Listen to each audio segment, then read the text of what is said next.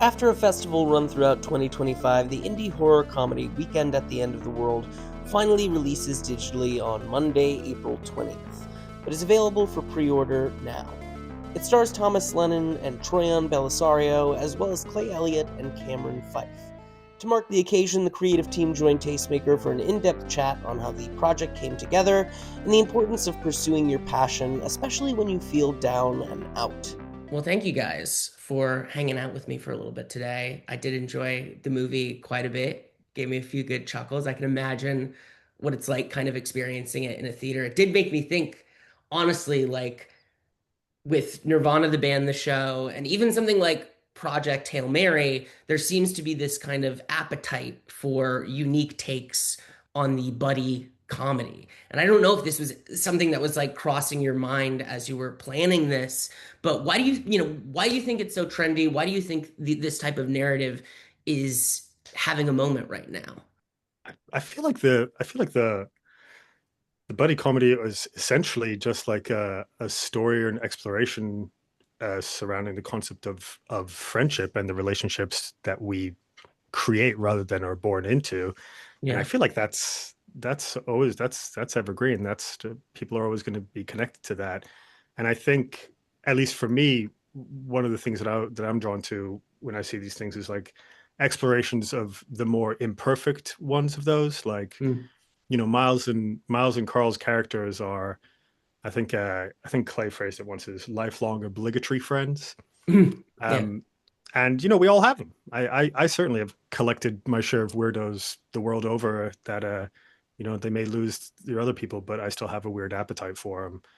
And I think most people do. Most people have somebody in their life that's not like, the iconic best friend, I got you, buddy, but more sort of like a broken dipshit navigating the human experience that you're kind of bonded to, be it through time in the trenches together or just life or some weird affinity and some bonding element in the past. But these I don't know, these kind of like broken real friendships I feel are just very real. And it's also just like a development of the genre, like we've all genres, all movies explore concepts and then grow and change and adapt. And it seems that we're just sort of like in one of the many generic changes. Well, no, I think you're right on about what male friendship needs, how male friendship needs to kind of be talked about, which is the best kinds are really the dipshit kinds, the harmless kinds. I think what's funny is how this expands it and almost makes it like this friendship was part of a larger project, which I also think speaks to what you're talking about through the universe cosmically bringing people together. And it seems like you sourced a lot from your own lives. So talk to me about how this project started and what went into making it a reality. Gil and I had met very fortuitously, I guess, back in the day in 2010 or so. I was living downtown. And we had met through Aaron Grosso, who's also in the associated with the movie. Kind of met someone who basically was like, I'm a filmmaker without any scripts, and I was like, I'm an actor with scripts and nobody make a film. So we got together and made a sketch, and he brought Gil along, and we had, it was a great time. It was incredibly fun. I always look back on it. We kind of drifted apart, and always look back at that time as that was a really amazing experience of people who I think were like-minded. Fast forward up till, COVID or so. And, I was getting to an age in my life and my career where I was thinking, can I really keep this going? It's tough. It's a grind, and you take into small steps, but you have other things together in your life. And I was thinking about career paths. But before I kind of moved on to anything significant, there was certain boxes I wanted to check, and one of them was a bunch of sketches I'd written I wanted to film, and so I got back in contact with Gil, who just immediately, I mean, after 10 years or so apart, was like, "Let's go." And so we shot some stuff together, and had been, confiding in Gil about like, my potentially moving on to other things, and he said, before we do that, I think we need to take a bigger swing. Like let's leave it all out there. Let's do something bigger. So this really came from a place of wanting to take a bigger swing, kind of take these ideas of things we had done. Our comedy has always been improv heavy, and obviously with Gil's incredible effects, visual effects. So that was kind of a lot of our sketch comedy. So we tried to translate that, and we were very thoughtful about what type of movie and what could we do for mostly favors at the time. So, my family has a cabin that was built in like the 30s. Like my great uncle built it, and it's up in the woods, and it's so pretty. It's so lovely. It is so scary. And it was just like this place that had always been in the back of my head of like, oh my God, I would love to film here because it's just in the woods and scary. So, and then the horror genre being such just a ravenous fan base, people who really appreciate the genre. And so you can get the most bang for your buck, I think, in that world. So kind of it became a natural fit to try to utilize a cabin, that kind of horror aspect, the comedy aspect just comes natural to us. And that's kind of where we jumped off from. Cam, this one's for you because I think a lot of what you're saying is speaking to stuff I'm paying attention to in this industry. And for me, a lot of people are talking and bemoaning the death of indie filmmaking. I talked a little bit about this with another person I spoke with, Jim Cummings, recently. So big in the indie world as well.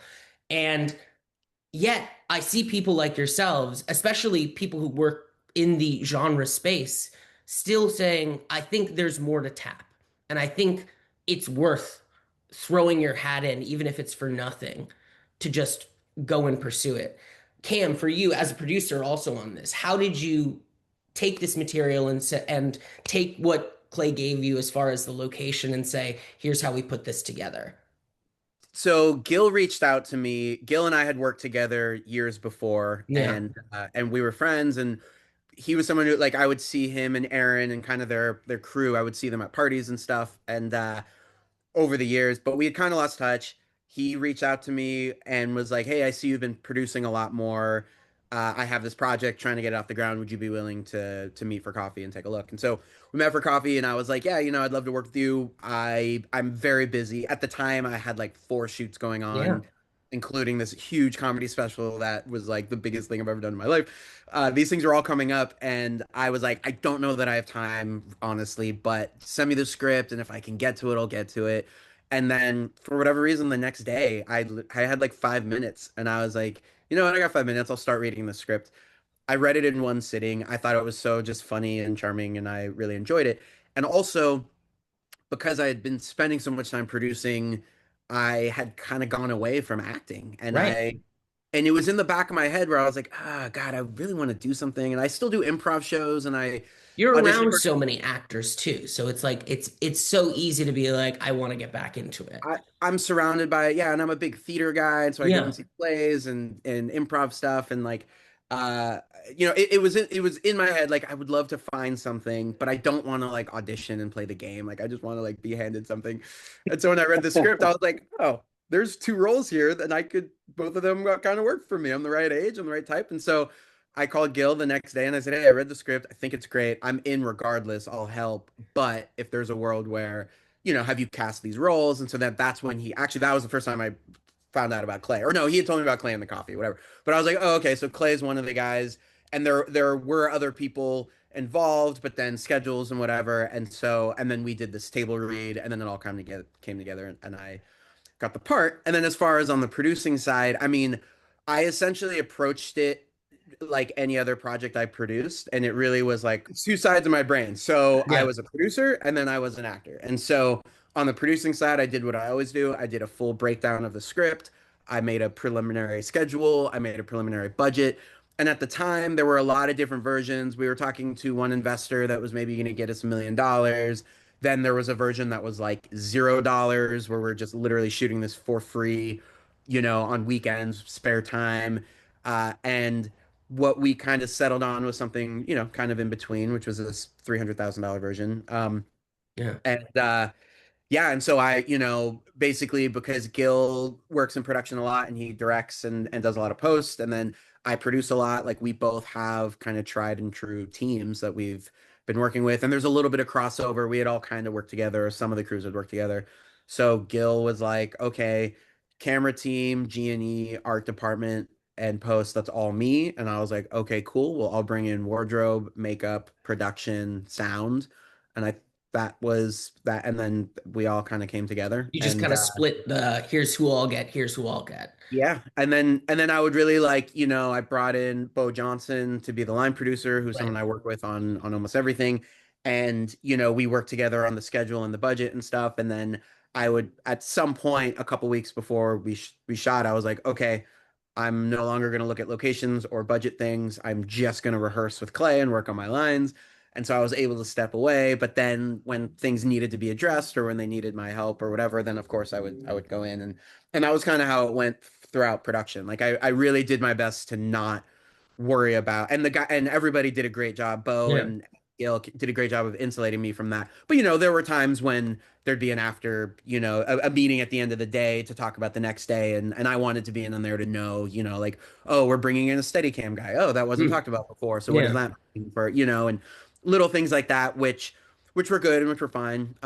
But yeah, I mean, I thought it was a really great workflow, and we definitely somehow pulled this thing off.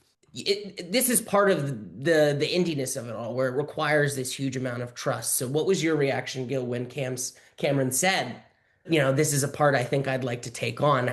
If I could do both, that would be great. Was it an immediate yes, or did you actually have to think about it for a little bit and Well, consider? so at the time we were speaking to a friend of Clay's who's a very good actor who I'd actually worked with on the very Yeah. first thing we'd done together. And we were trying to wrangle him on a project, and he just ended a relationship. Things were kind of up in the air. And I mean, I initially knew Cameron as an actor, so Interesting. Okay. for him to propose acting was a very, very natural suggestion to me. There was, obviously the fear in my mind of, I knew I was going to be co-producing with somebody, but I needed somebody to be, the big boss, and I had not worked with Cameron as a producer per se, but I knew what his ethic was like, what his disposition was like, and I trusted that, if this guy's pulling off multi-million-dollar comedy specials, he can probably handle our little movie. And I'd certainly worked with him back when we first met on very, very small movies that, had no business looking as big as they did, and he always managed to pull that off. So when he proposed it, there was an element of reservation, and but also, like, I co-wrote, partially produced, directed, involved in all the edit, did all the visual effects, Yeah. storyboarded. I'm doing all the marketing. Like, I'm wearing a lot of hats, and I can still like execute my job. So I couldn't really begrudge anybody else that. And also, from the moment we spoke about it, it was very clear that Cameron had a team, much like I did, sort of like trench mates he had conquered the impossible with before.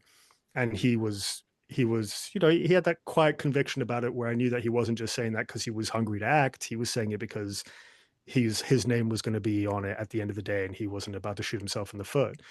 But we did actually have a table read where we had the other person we were considering for Miles couldn't make it, so Cameron stepped in last second. And I just remember we were sitting there, and I would just look up at Clay a couple of times because Cameron was reading the lines. We're like, yeah, that's what When I was that like, sounds like. That's yeah. Clay started openly weeping, and I had to make excuses.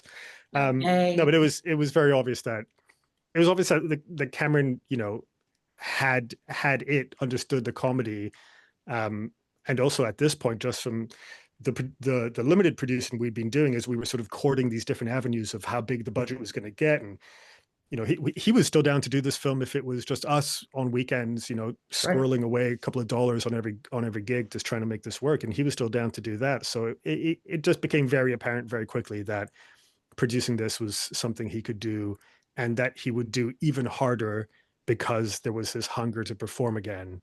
So like, I feel like the two departments fed into one another.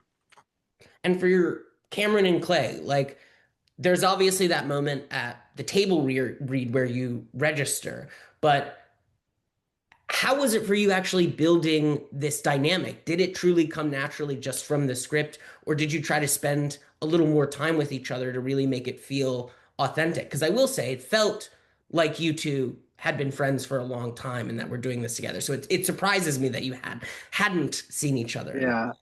I would say that, like, just to kind of piggyback on what Gil was saying, is I think Gil had experience. He'd worked with Cameron in the past, knew Cameron. I didn't. So Yeah. I was definitely more nervous than Gil was, because again, we'd spent a number of years writing this, and this movie doesn't work if you don't believe these guys are Totally. not just friends, but, like we discussed earlier, that kind of lifelong, know what they're thinking, can finish each other's sentences type friends. Yes. So and we're a few months out of this thing, and see, we're still doing it. and I still laugh. Yeah, so yeah, so I was definitely nervous because again, there's just a lot riding on it, and so yeah, it was like, okay. But to answer then your question more directly, like when it came time to get together to rehearse, we've talked about this quite a bit, but like we would set up times like, all right, let's get together, let's start running lines. And I think we made kind of the decision subconsciously maybe of the like we would get together and really not work on the lines. It became way more about like getting to know each other, hanging, talking, and just realizing like all the connections that we had. We're both in the Bay Area. We have so many mutual friends from USC and otherwise, and all these connections. And we're both sports fans and root for the same team. So we had things that we really connected on. So we ended up spending hours together just building the friend and true friendship that we now have, and that paid off so much more than had we just been getting together and running lines, because when it gets to that place where you get to riff, where we get to kind of play a little bit on camera, we had that rapport, we knew each other. So it also just created that confidence going in of like, okay, this guy, like, and I dig him, this is gonna be great, and we could riff, and we figured out each other's sense of humor. So yeah, it was that quick transition was scary but awesome once we realized what we had. It was insane luck. I mean, there was like the second we sat down for the first rehearsal, we're all also producing at the same time. And I remember just looking at my couch, and they were sitting next to each other, and they were realizing that they went to like high schools that were next door to one another and stuff like that. And so there was just this commonality between them. It's like, okay, you've just filled in the gap of the past. You have common ground. And then, they just happened to get along really well. But there was a lot of luck. Like you were saying earlier, it's that wavelength thing, and it does show on the screen. Whereas, like, I'm sure there's a good amount of buddy comedies out there where it's clear these two are not on the same wavelength. And it's why a lot of buddy comedies are based around like two people who've worked together for a long time and done a bunch of these. Totally. Or why romantic comedies don't work, because you don't buy the chemistry, or buddy comedy, you don't buy the chemistry. Like there's certain things you just have to make the movie work. You can write a great script, but if you don't have that relationship that is believable, you can watch and just let it happen in front of you, then the movie, I don't care how good your script is, it's gonna be tough. And that's why I encourage them to start a romantic relationship off screen as well. Because I feel just like a little side thing, just to add to it. Just like it's casual. Yeah. And my wife ended up being cool with it. Nice. Cameron, what were you gonna say? I'm sorry. I was gonna say it still like blows my mind that we somehow never met before this, because like you're saying, like the USC connection, like I have so many friends from his class and a year above and a year below, like friends, people I've worked with, friends, significant others, like across the board. There's so many people from that world. And then also we both play a lot of sports. We both play like rec league basketball and softball. And I've been in those leagues for 20 years, and so is he. And so it's crazy that we never cross paths, because I feel like so many people I know in LA I've met in those worlds. And like, and the fact that we're from the same town, and like, yeah, I mean, everything. It's more of a question of like, I wonder how many parties we like just like shuffled by each other in, like 100%. Not to mention the Gil and Aaron connection. I mean, I've known them for 15 years, and I used to go to their parties, and I know Clay was at their parties too. So like, it's just so funny that it just never came up. There are a lot of probably complications that come up, even as well as the dynamic may be. What were the most challenging aspects for you in kind of for each of you bringing this to fruition? I mean, obviously budget is the biggest hurdle.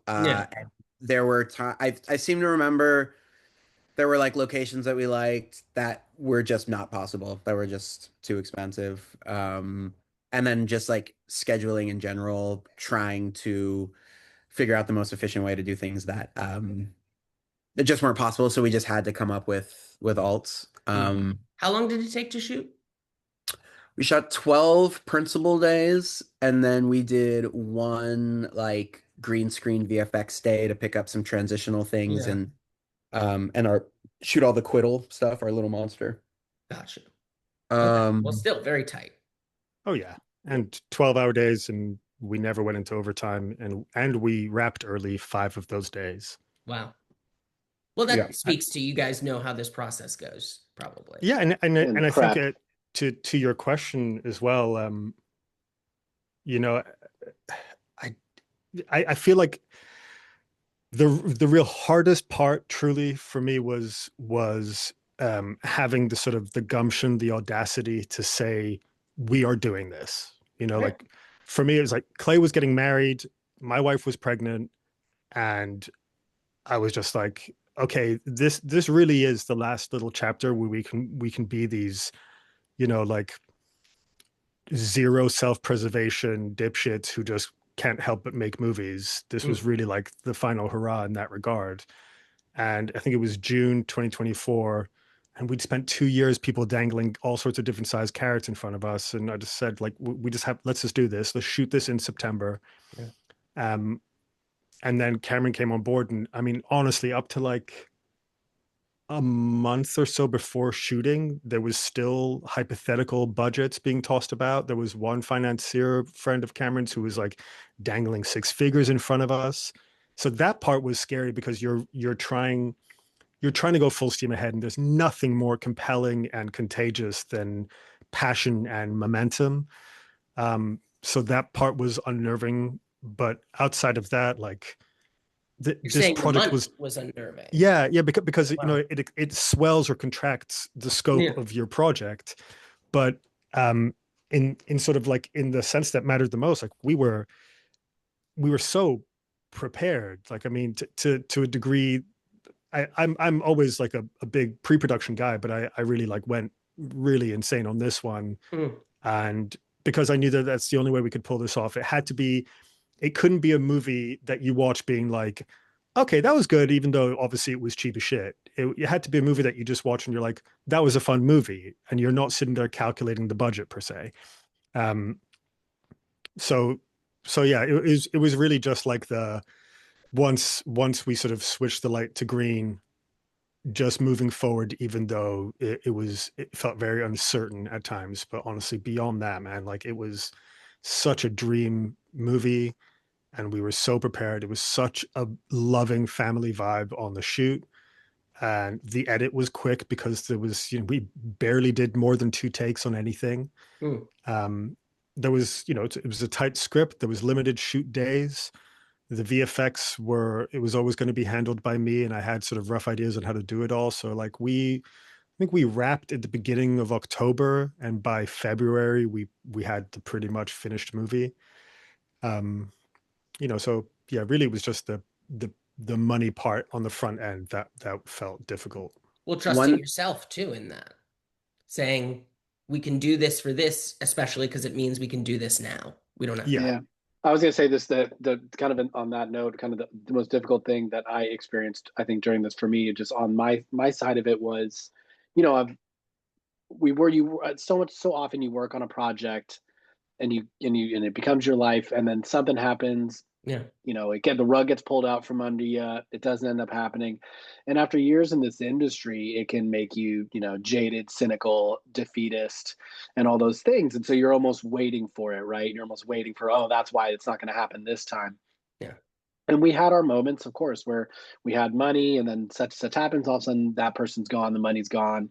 And, you know, there was a very impactful moment where I was Gil and I had kind of probably hadn't talked in a month or so, month and a half after that. And it was kind of having those feelings, those old feelings of like, man, this thing's dead, you know? Yeah. And my wife, who is not in the industry, and, you know, was kind of brought it up like, well, you know, what's next? And I was like, oh, you know, this probably is, you know, I don't know, sad. And she was like, you need to call Gil right now. You need to call him right now, and you need to say, we're doing this. Like, you know, you can't quit on this, like that, you know, that kind of that attitude that I think we all got into the industry with, that slowly gets beaten out of you. Yeah. And it was that moment. So I called him right then and there and just said, like, what are we doing? Let's go. And then like from that moment, we just kind of went back to the original concept. It's like, we're doing this our way, and we're not beholden to anyone else. You know, obviously we need the money that we can get, but like we want to keep this our creative thing. But I think getting past that classic hurdle was a big one for me.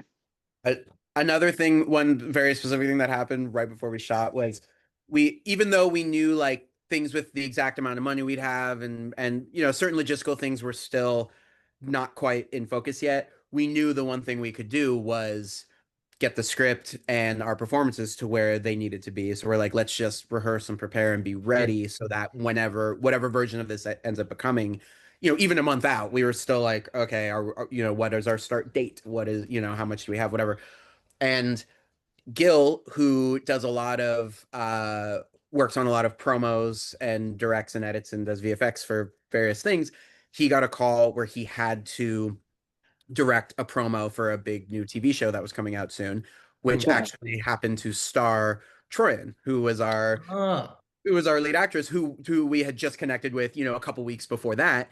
And so Gil was like, yeah, the week before we start shooting, I have to be on set for 2 days and like give all my effort, but I'm going to be working with Troian, so it'll give us a chance. And I'm using our whole crew, so she's going to meet them, and at least, we'll connect a little bit on that. And then we're like, cool, while you're doing that, that's fine. It's only 2 days. Clay and I, we can rehearse, we can really like bear down. And then I got a call I had to do two videos up in the Bay Area. I had to do a corporate video and like a sizzle reel pitch for a potential reality show. And they were both jobs that like I couldn't turn down. These are regular gigs for me. They're fun projects I can turn into other things, especially the reality show. And there was stuff I wanted to work on. And so I was like, oh yeah, by the way, I'm also going to be gone for a week, like up until 2 days before we start filming. And the guy's like, what are you talking about? And I'm like, I got to go make money. I got to go, like, I can't turn this down. I'm not going to work for the next couple months because this is going to be my focus. So I don't have a choice. And so the guys were like, okay. And so I was just like in the Bay Area producing these shoots, running lines. And it's funny because I would talk to the crews and the producers on that and be like, oh yeah, by the way, in a couple of days, I'm going to be shooting a feature film that I'm acting in and producing. And they're like, what? And I'm What are like, you yeah, doing here? Yeah. yeah. But in the meantime, I'm gonna go order lunch for the guys, and hope we make our day. Yeah. So It that was speaks gone. it speaks to something that I think is very in the air right now that people need to take on, and something that you're kind of talking about too, Clay, where it's like you have to make the choices of what's best for you and your family. And we're in an industry that's really tough right now. There are a lot of people that have fallen by the wayside. But I think the ones who are still sticking around are taking on that mentality for better and worse of I can do it all. And Yeah, that's tough. It's tough. But like it speaks to you would rather be doing this than anything else. You might as well find a way to do it. Come hell or high totally. water. It ends up being, which is kind of what you got to do. You got to, Yeah. if you love it, you have to, especially, I can talk about from the acting side, like if you love it, if it is part of you and you want to do it, you just got to make it happen. Right. I want to go back, Gail, to talking about the VFX of it all, because I know this is kind of a trademark of your style, right? I am so curious though. It really does set it apart as an indie. How do you kind of parse those two elements of working on a very specific budget but wanting a distinct look and visual effects that would appear in a regular budget studio film? I mean, I'm very, very flattered that you would think that these VFX would appear in a normal film. You pull them off. They work for what's there. And I think that's the element that I mean, where it's like, even if it's not the huge explosions, dinosaurs, whatever, it blends so well into the narrative that you built.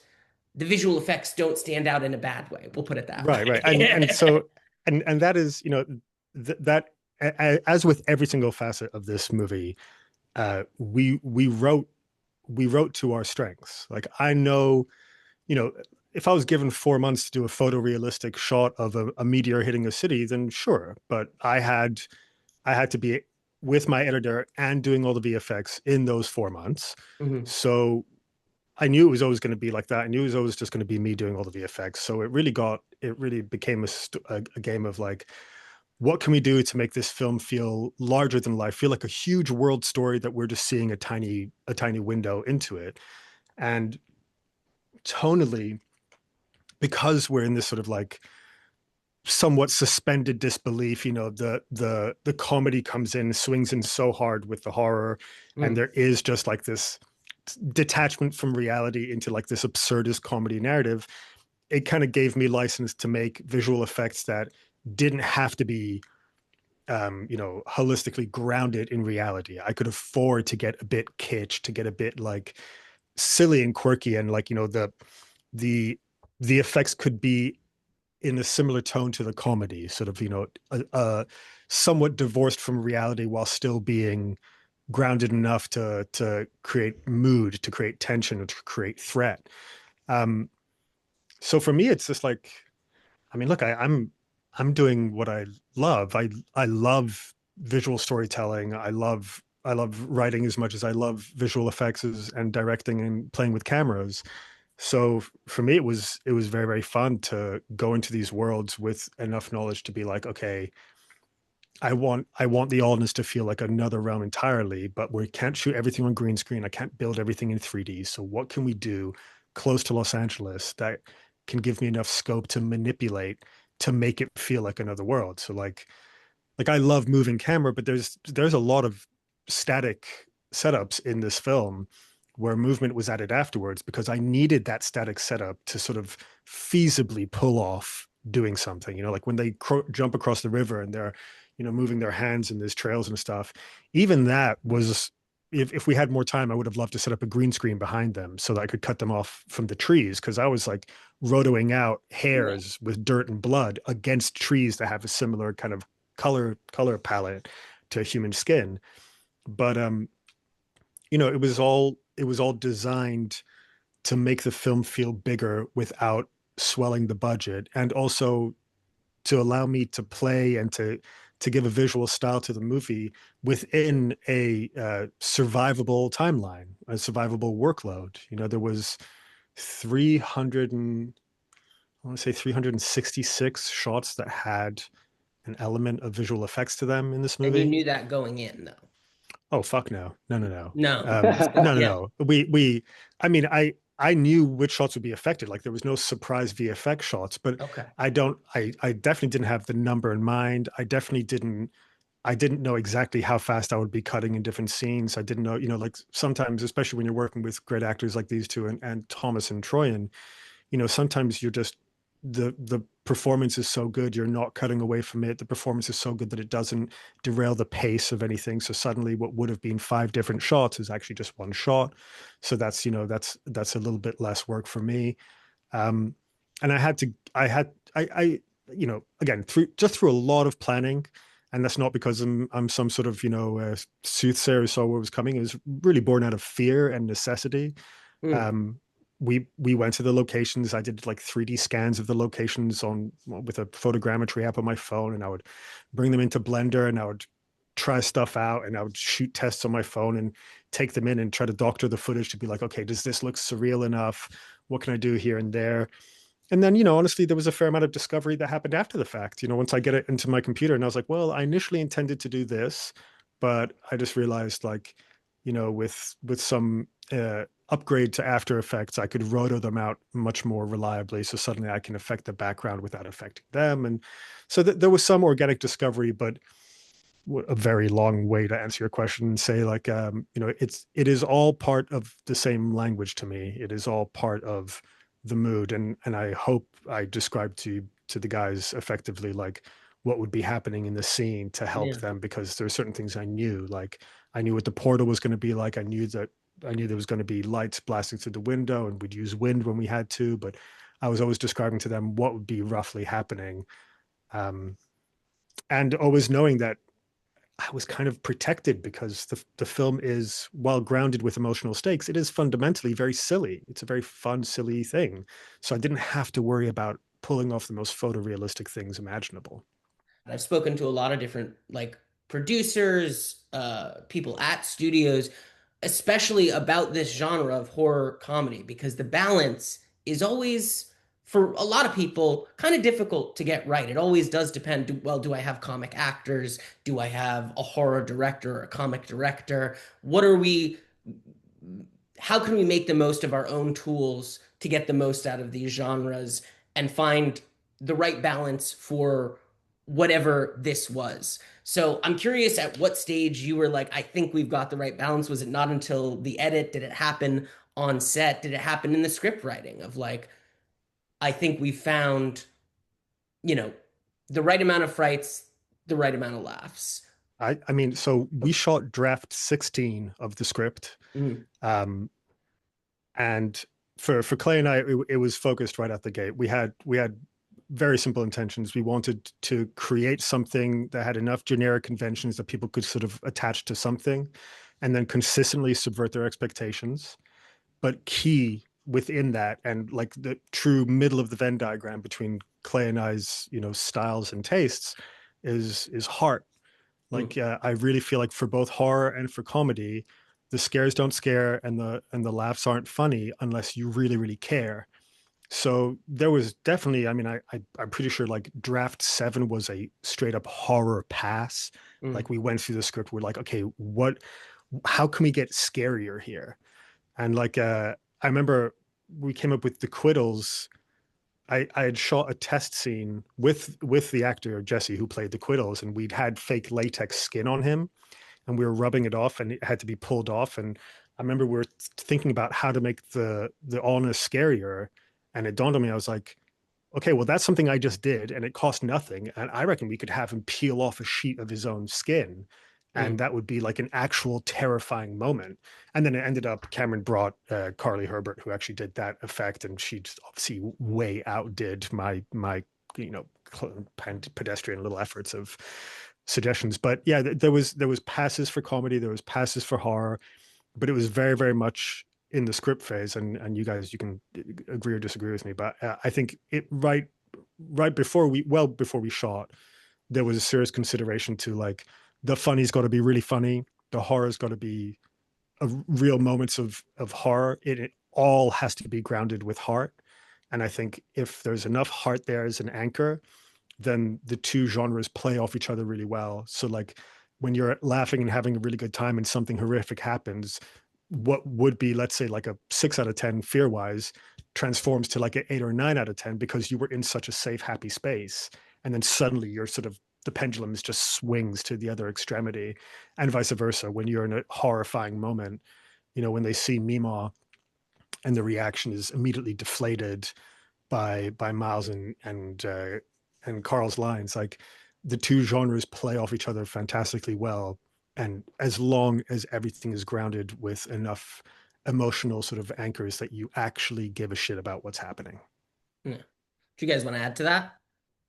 I mean, I would just say that, when Gil and I started writing, like, this was a comedy horror and not the other way around. Yeah. You know what I mean? Like we both, again, started with sketch comedy, and that was kind of where we were starting from. So that was very natural. We knew that would happen. We knew we would write funny because our brains just tend to go that way. So I would say we were way more cognizant of horror. Like we had to be like thoughtful, and we had to like really be considerate, and like Gil said, have straight up horror passes, and share the script with people who we trust and whose opinion we trust, who can consider those and give us ideas, because we wanted to, again, it's a ravenous, amazing fan base of the horror genre, and they know when you're full of shit.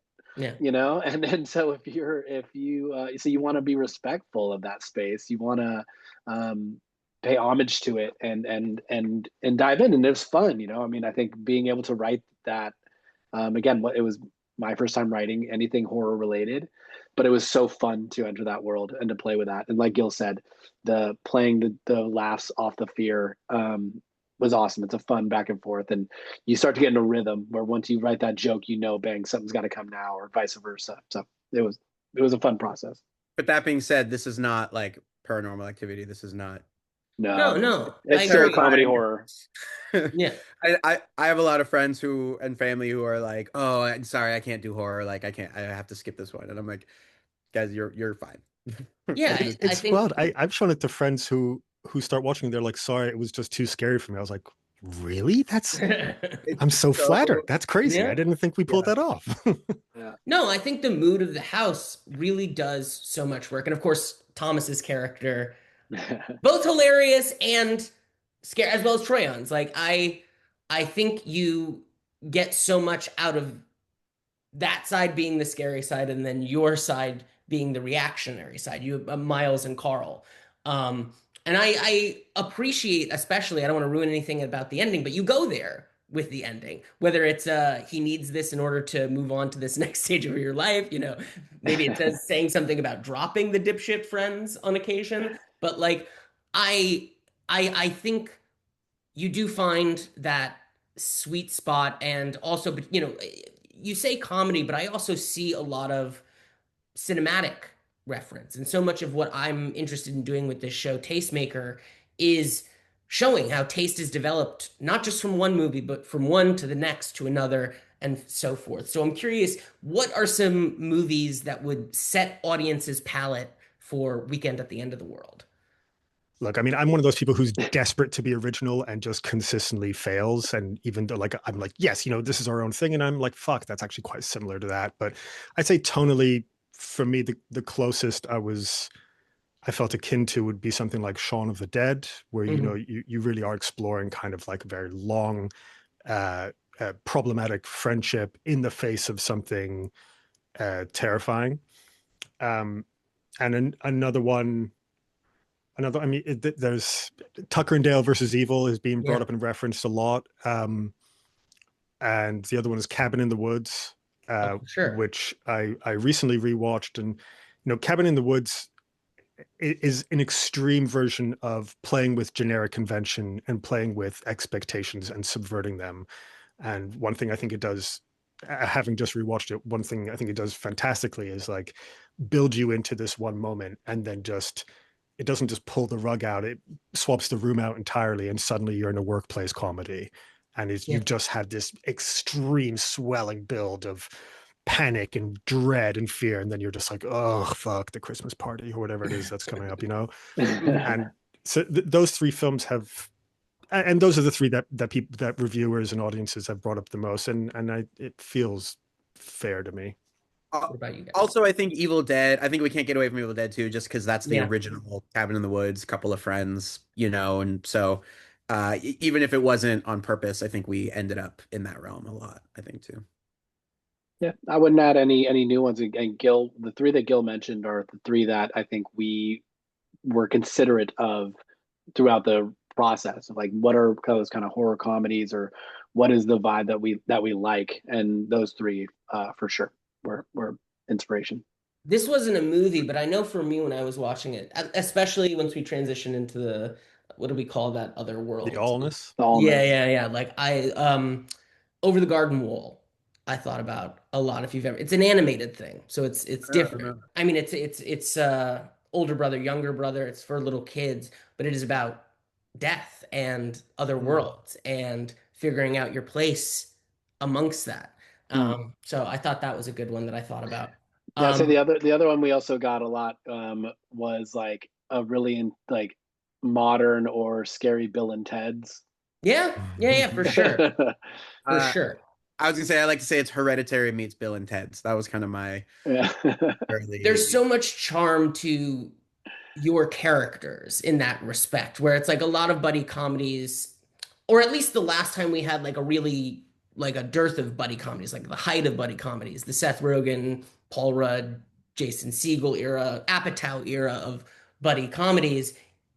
It those guys, it feels like, have become a little grosser as time goes on, and not sure that you're haven't aged well. Yeah, they haven't aged fully well. Whereas I'm like, these are kind of, and Bill and Ted too, they've stuck around because lovable idiot, or they just don't know any better, or there's just an inherent charm that we can attach ourselves to, even though Miles has this backstory that whether he knows everything about it or just enough, it's so sweet the way he managed to be pulled into that somehow, despite all of the the bad things telling that should have told him maybe there's something wrong here.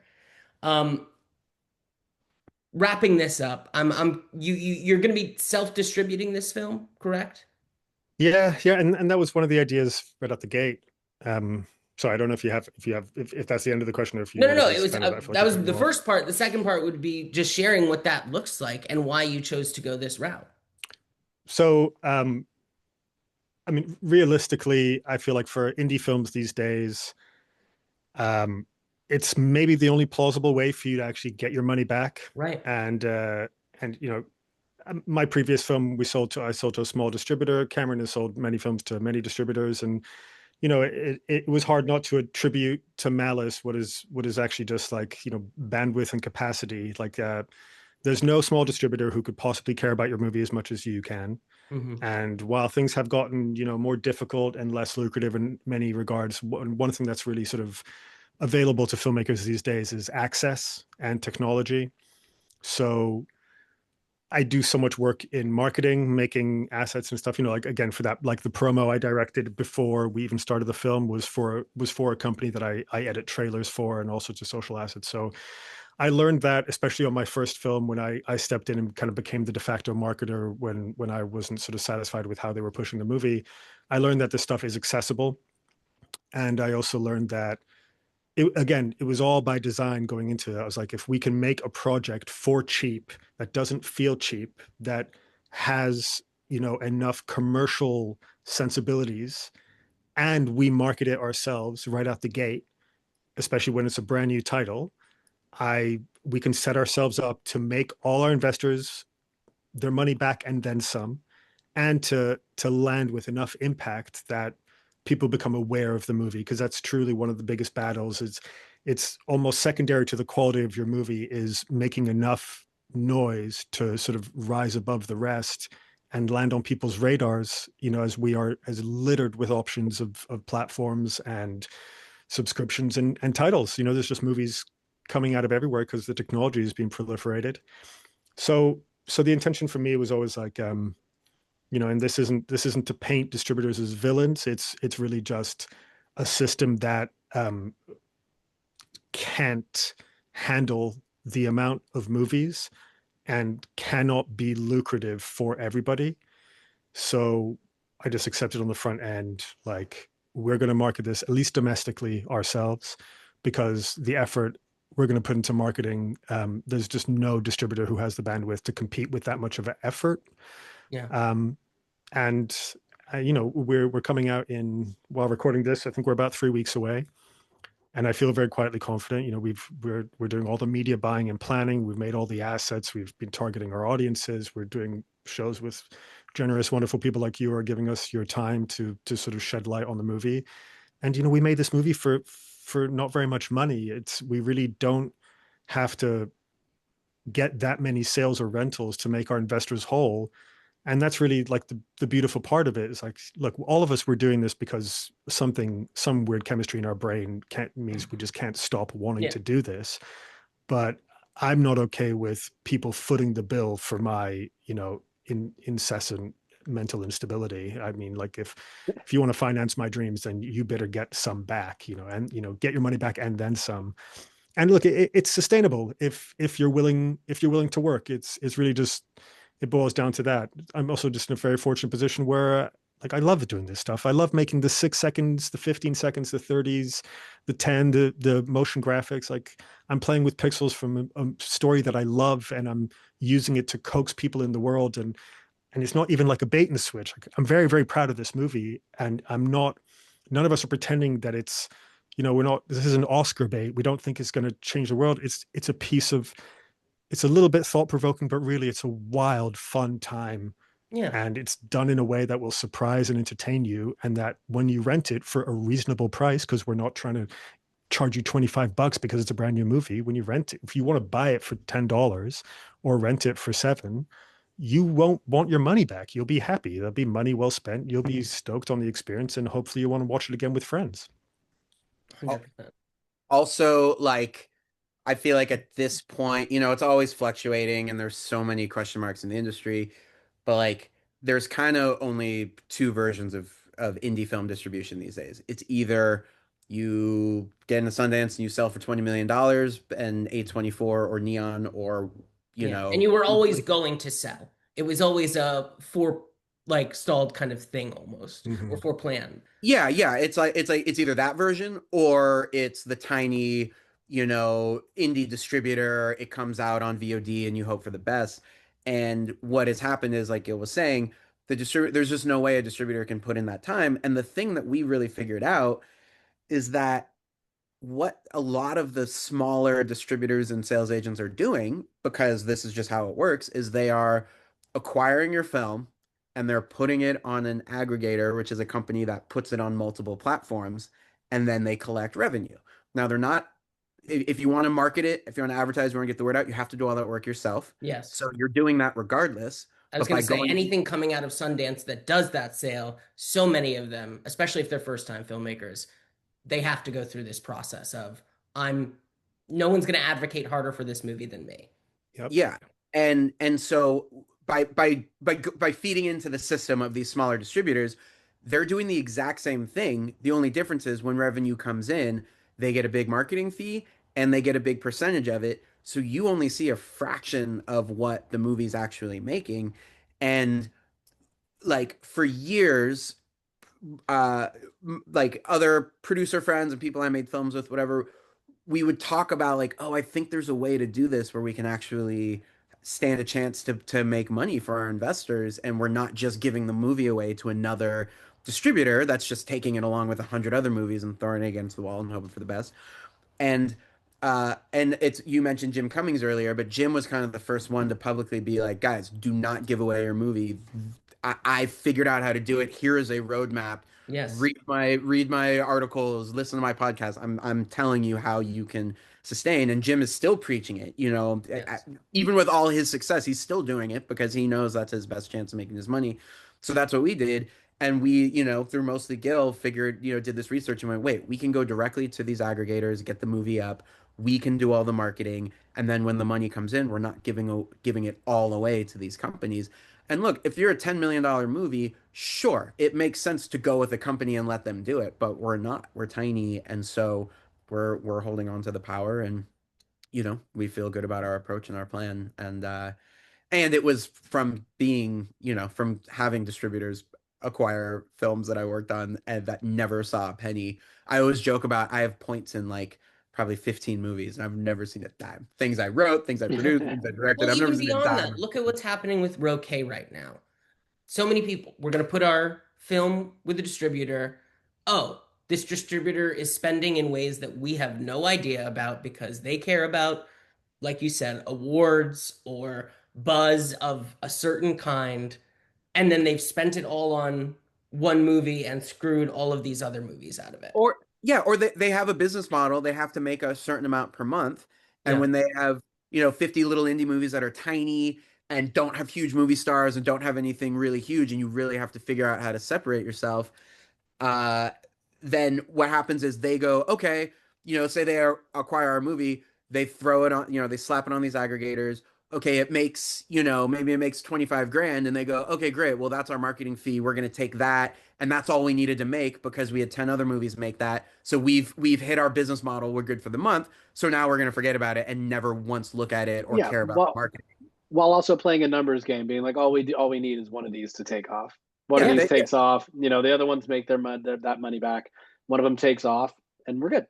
And and it's the over a long period of time, it's what happens to business models in Western capitalist societies. It's like this is what happens, and like you create a system where the artist in this case is beholden to the distributor, feels like you have to, and then over time the artist, and because of technology, like we have the tools now to be able to take some of that power back, and you're starting to see more people do it. And yet again, like to Gil and Karen's point, like you have to can't be work averse, and you have to do it. You can't just be like, I throw it on there and hope it does well. But we met with a lot of sales agents and traditional distributors, and we approach every meeting the same way, where we came out aggressively, like, just so you know, we're not giving you marketing, we're not giving you percent. Like we were like, and almost all of them were like, well, then no, like that's not how we work. And we were like, okay, cool, then we're not good partners.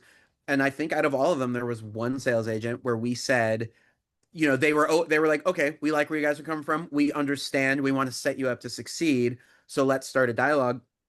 And we went back and forth with different scenarios, and we landed on the scenario where we are represented by a sales agent, but they're only handling foreign markets, they're only handling hospitality and very specific things, and we're doing everything else. And they were cool with this like hybrid version where there's no big marketing fee, there's no big percentage, everything is fair. And if the movie performs, everybody makes money, and if it doesn't, it doesn't. But it's really on us. I mean, we essentially took the ownership of like, okay, yeah, we know we have to market it and do it. But so definitely like hats off to them for being willing to look at a new thing and being like, okay, the industry is changing. What worked 2 years ago, let alone 10 or 20, what worked 2 years ago is not working today, and that's not going to work in 2 years. So how do we stay with the times? And so, we're excited with the approach and with the team we have, and we feel good about our prospects. Last thing we'll do, each of you, we've talked about, I think there is a built-in inherent story here for the film community to attach themselves to a type of movie like this. It really is, the backstory of it almost sells it. But for the general viewing audience, each of you, give your quick elevator pitch why they should go spend their money on VOD to go see this. Well, I'll just say this. I don't know if it's an elevator pitch unless the elevator is really like broken or something. But I will say that Gil and I, we approached this. We wrote this from our true perspectives, who we are, right? We didn't try to write in someone else's language and for anything else. So I will say this, and we talk about this a lot. I think Gil comes from a place where Gil wants to make impactful, thoughtful films that have that are saying something important, that are visually different, pushing the envelope in a lot of ways, and I want to make John Hughes movies. And I think that's what with this movie is kind of that approach. And so if you want something that is going to be different, that's going to push the envelope in ways you didn't expect, while also being grounded in very simple human emotion, this is a good movie for you.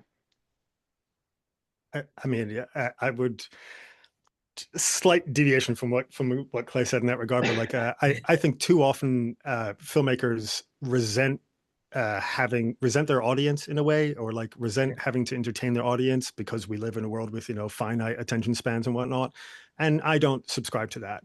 I think if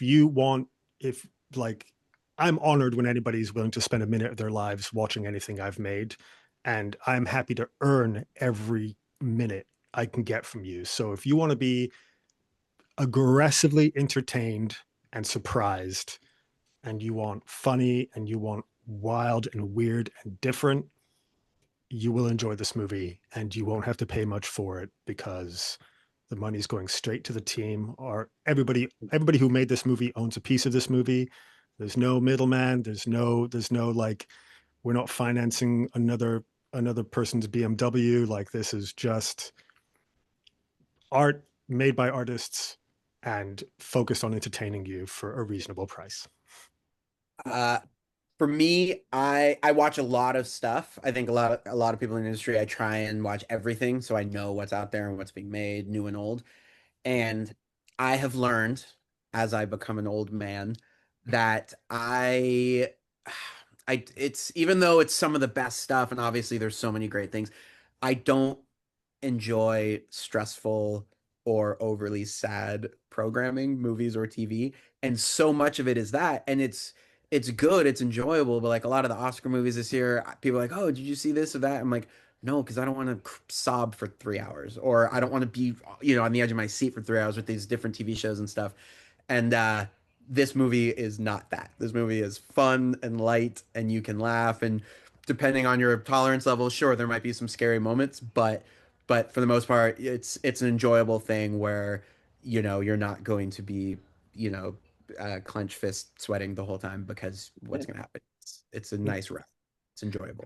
And for myself, I feel like the big selling point to me is that I could see myself in this movie as a friend, as a creative person, and I hope that goes the distance with other viewers as well. I want to thank you all for your time, for putting in work for this, and I hope it goes far. Thanks. Yeah, so much, mate.